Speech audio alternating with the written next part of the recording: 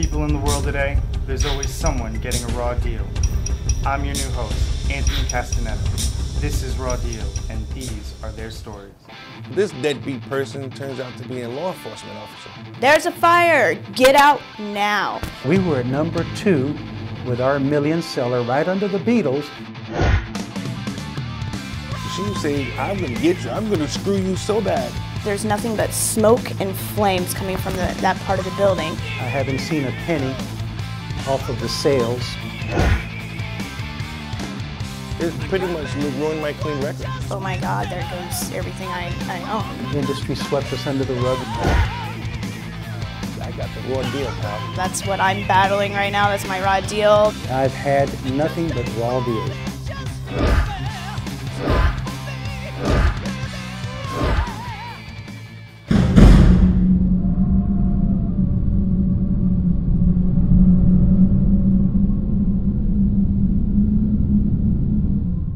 Hello Orlando, my name is Jason Bing and I'm the new host for Season 2. Here today we're with Jonas. Jonas, here's a Raw Deal shirt for telling us your story, man, for coming on. Thank you, appreciate it. No problem. So you submitted us a story, why don't you tell us a little bit about that? I had a friend Okay. who contacted me. He asked me, do I still play basketball? I'm like, of course I still play basketball. He's like, oh, do you want to play on a team? I'm like, don't play with my emotions, you know? I really want Right. to, you know? So I said, sure. Well, I think when you submitted your story, you said you moved down here because you wanted to get on a team. Yes, yes. Okay, I so moved this is down. your dreams, is to be on a basketball traveling team? Or? Yes, yes. Okay, So great. when I moved from Tampa to Orlando, a friend contacted me and asked me if I wanted to, and I'm like, yeah, sure. But I was a little iffy because, you know, I didn't have to try out. He told me that it's just from his word of mouth that I can be able to play because he told her how good I was. And I was like, really? So I called her and I talked to her to see what was going on. She was out of town at that time. Oh yeah, where was she at? She said she was in Puerto Rico because we were going to have a game in Puerto Rico and she had to get everything situated for us to get over there. So she's putting a team together in Orlando and putting a team together in Puerto Rico, and you guys are supposed to play each other. Yes. Okay, cool. So she gets back in town. We have practices. So before she got in town, though, you guys would practice? We would practice. Like how many times did you practice? We would try to every day. Oh, every day. That's a lot. We would try to work it around everybody's work schedule, and most of the time it was good at night. Right, because I mean everybody's probably got a family. Yes. At the practices, Nikki was never there. She was never. Oh, her name's Nikki. Yes.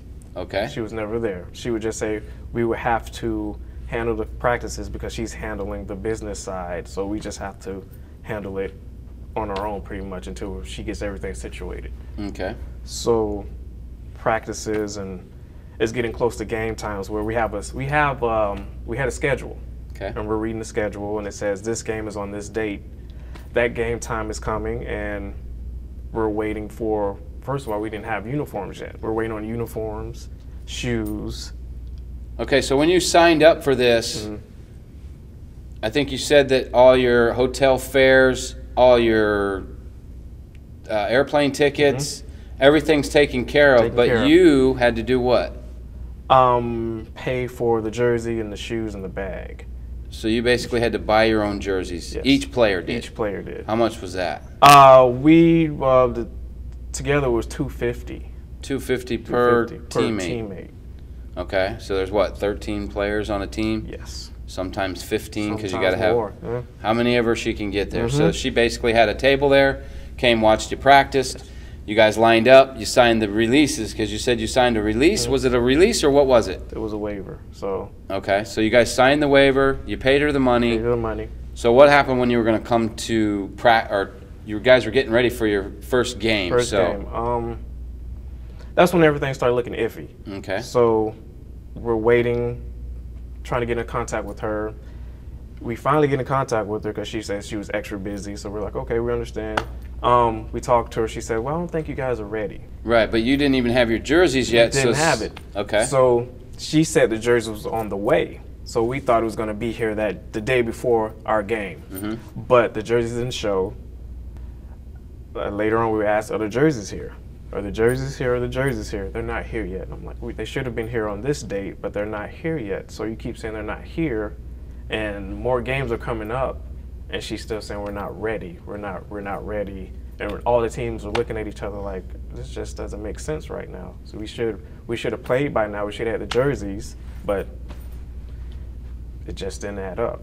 Okay, so what happened then? Teammates talked, and we finally tried to get her to come to the gym. She came to the gym. We sat down. We talked with her. We said, what's going on? She was saying she needs help with pretty much making a website for the team, and that's what she's doing. So we stayed out until like 1 in the morning. She was like, oh, everything's good. We got the jerseys. They're at my house, and we're happy. We're excited now. We're like, all right, yes. Right, and you guys are getting ready to go to Puerto Rico, right? Yes. Okay. So, but you don't have the jersey yet. no, we don't have the jerseys yet. So game time, we get to the gym.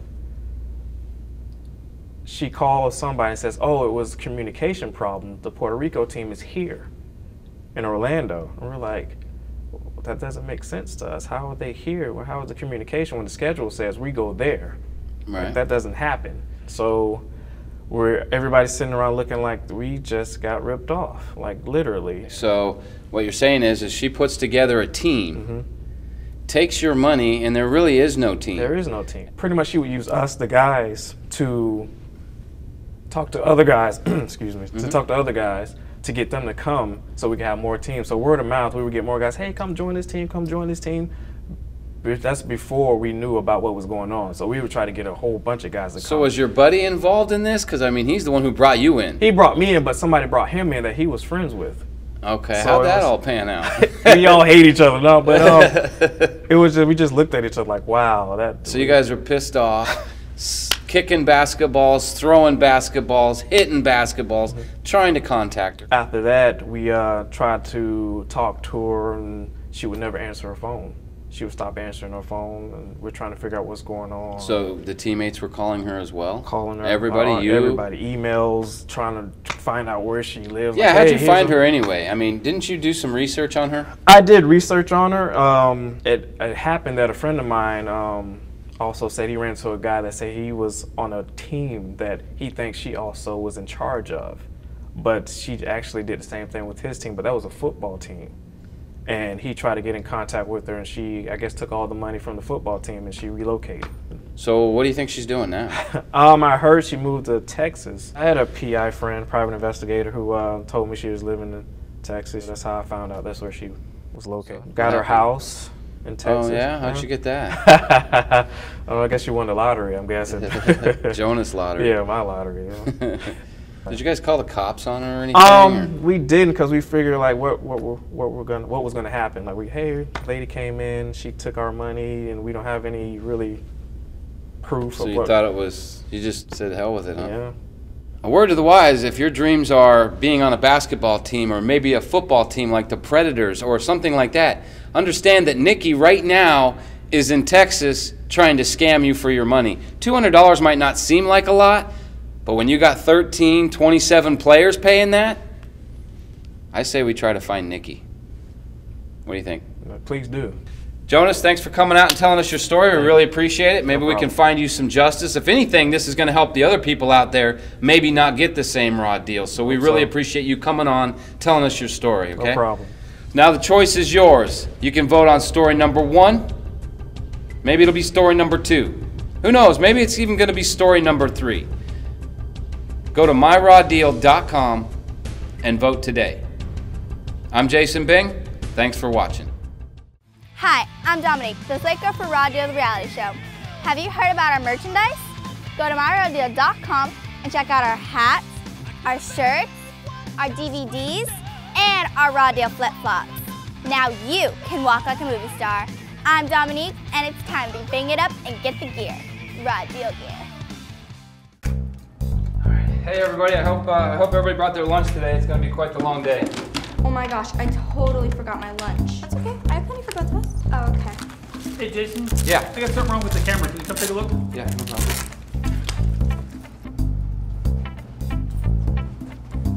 Oh man. What's up? Where's the bathroom? You know where the bathroom is? Yeah, man, it's over there. Thank you.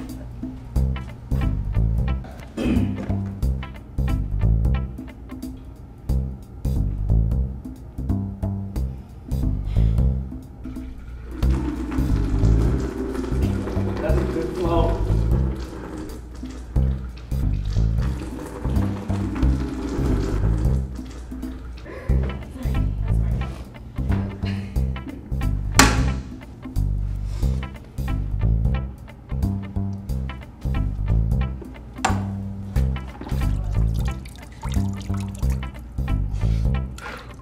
Has anybody seen the host?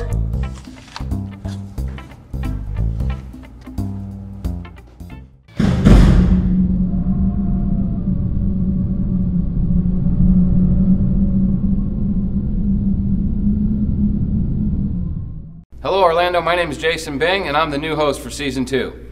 Thanks for all your views and your votes, and if you need anything, contact us at myrawdeal.com. Today we're right here with Richard. Richard was back in Pearl Harbor for telling his story. You get a Raw Deal t-shirt. Oh, thank you. So Richard, tell us a little bit about yourself. Well, I'm 86 years old now. So a young guy. I'm a young guy, yeah. My body's falling apart. My lungs are still good. So do you have any hobbies? Do you still out there working? You're retired? What's up? My whistling, I do. Oh, you're a professional whistler. Yes, sir. Oh yeah, you wanna whistle us a little something? If you're ready for that. All right, right now we got a war vet who is a professional whistler. You guys ready for this? All right, here we go.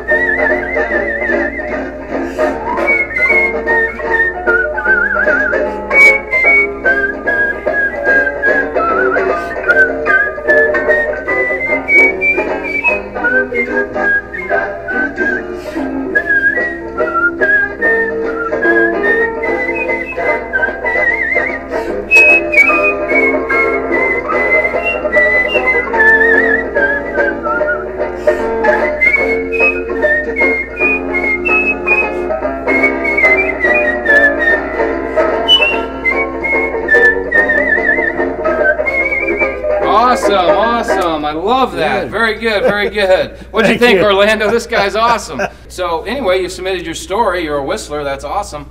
Tell us a little bit about your story. What happened? I enlisted in the Navy back, I guess, 42, 43. Oh, back in 1942, 43. And, okay, great. They put me on board USS Custer, APA 40, which was a troop ship. We took the troops into the beach. Mm-hmm. We had on board, I think, 20 or 22 LCVPs, the small landing boats. Okay, little. And we had 2 of the larger LCMs, same thing, only bigger. And I was a gunner's mate. And when you have a job on a ship, it's not one job, it's many. Okay. Another thing I did, I stood watching Crow's Nest. Okay. So where were you at? Where'd you go? Saipan, Guam, Kwajalein, Eniwetok,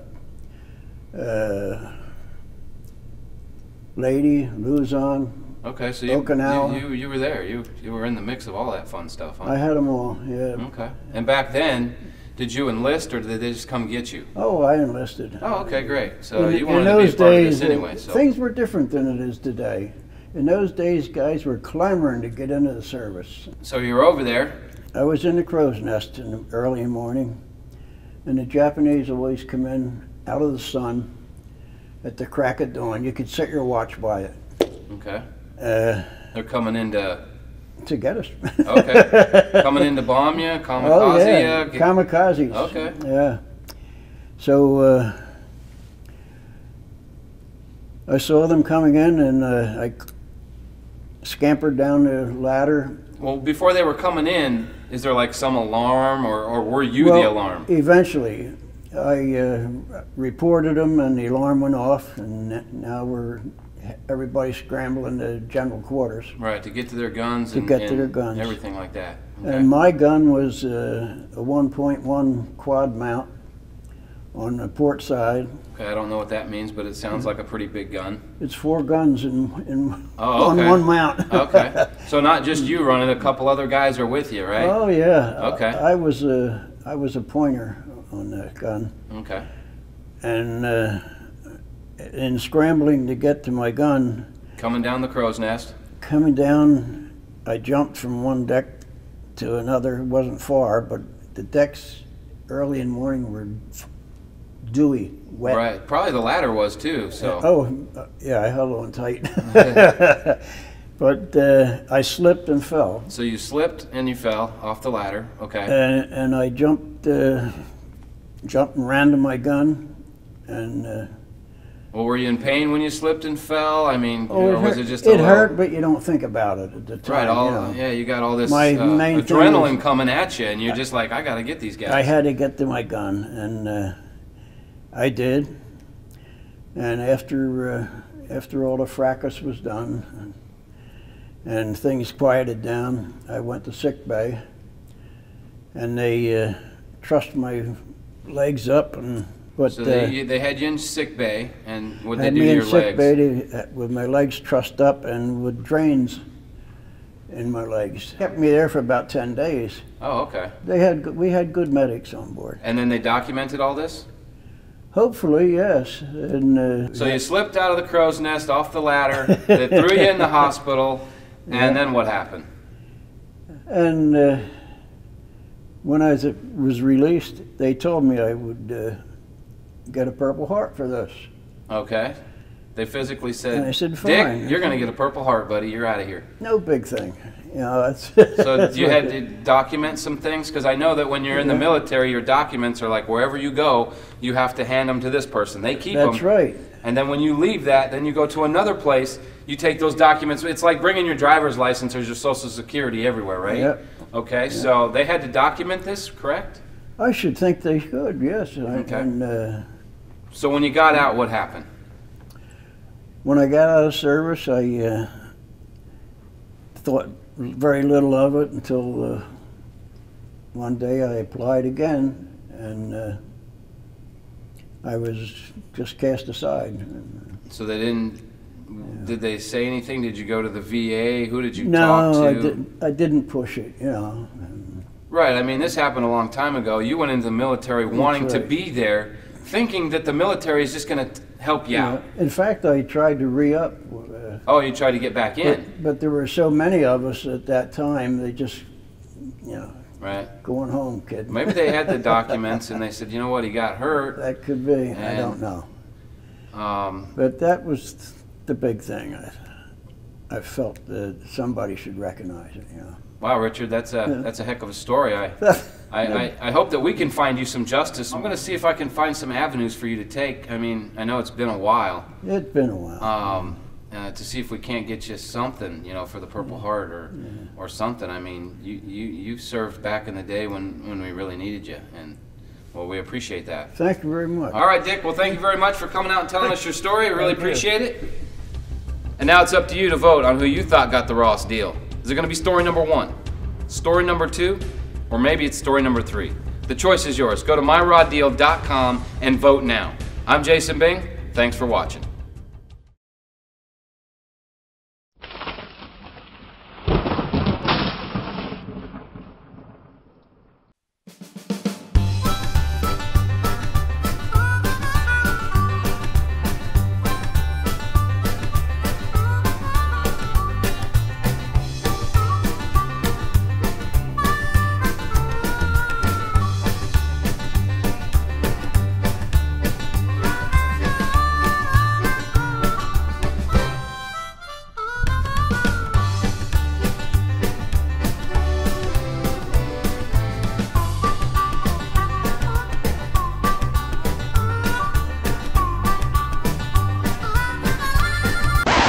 Hey, what's up?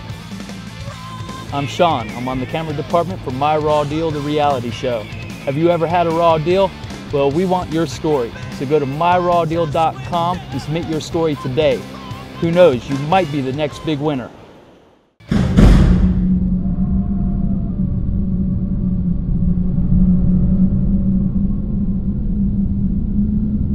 Hello, my name's Jason Bing, and I'm the new host for Season 2. We're here with Dijon. Dijon, thanks for coming out and telling us your story. You get a Raw Deal t-shirt. All right, thank you. Thank you, sir. Yes, sir. Appreciate it.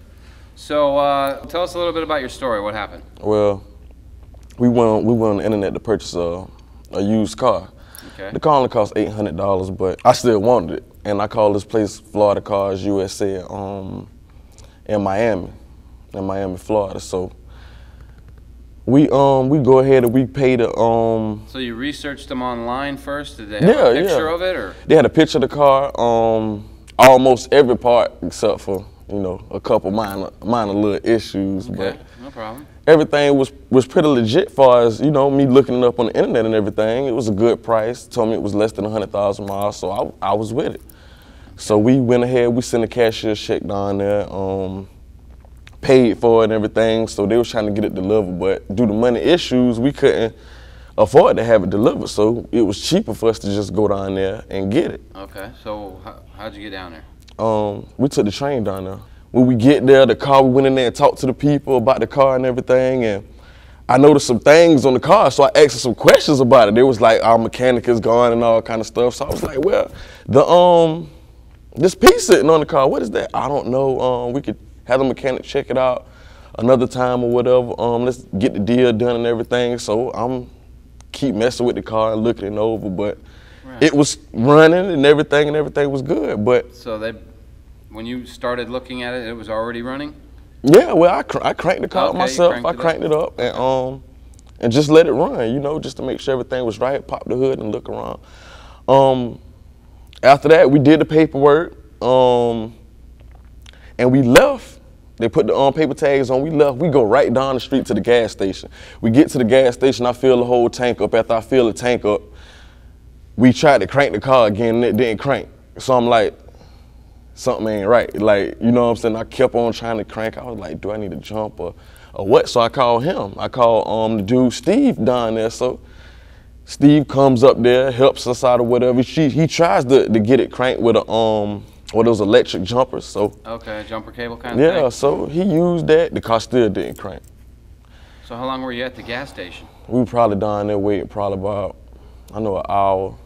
Probably about an hour. Okay, so then what happened? I went back and we was like, so what we supposed to do? Because we come down here, we let you know. We was coming from Orlando to Miami to pick the car up, and we just expecting just to get the car and go back.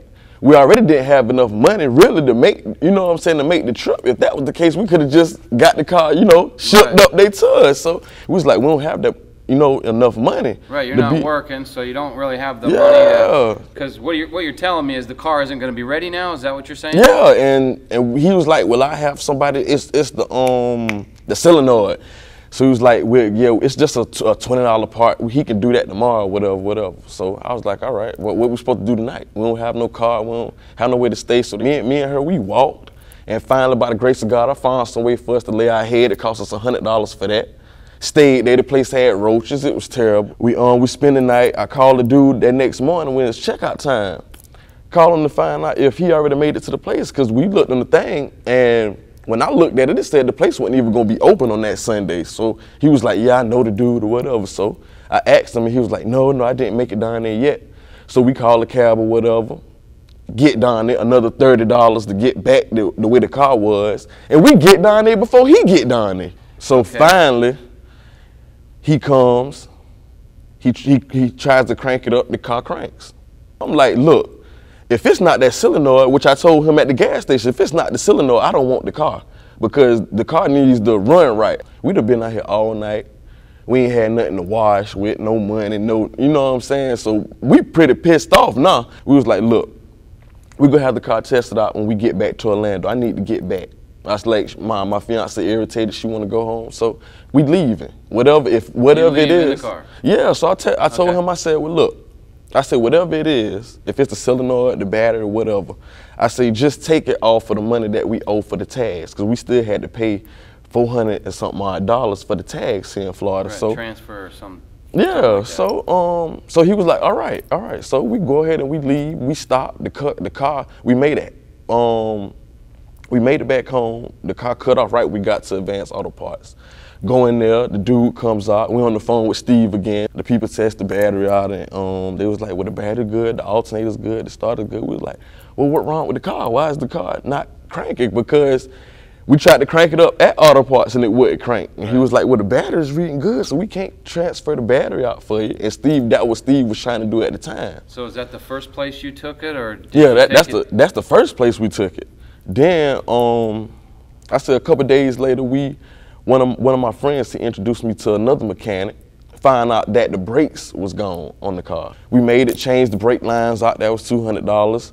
But he couldn't figure out what it was. We got somebody else to look at the car again. They did a full tune-up on the car and everything. The car still did the same thing.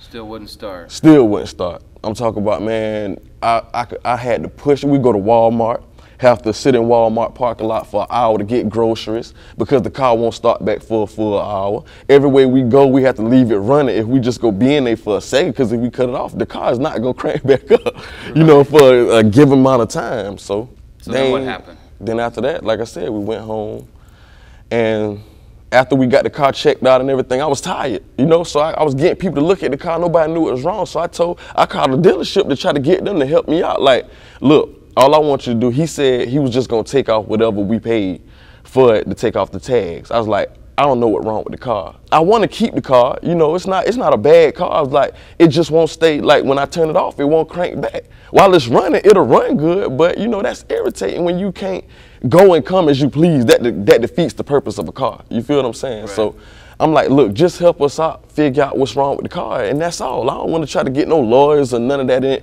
involved for $800. She was like, well, we have $10,000 cars on our car lot and so. I'm like, look, I don't care what nobody paid, because if you come to me with $5 or $10 for the same job, I'm still going to give it 100%, whether I ask you for $5 or for $10. You feel what I'm saying? You just don't treat people any kind of way, and I feel that they were just running over people to get people money. I'm not asking you to paint the car and put rims on it and nothing like that. I'm asking you to help me make sure this car is running how it's supposed to run.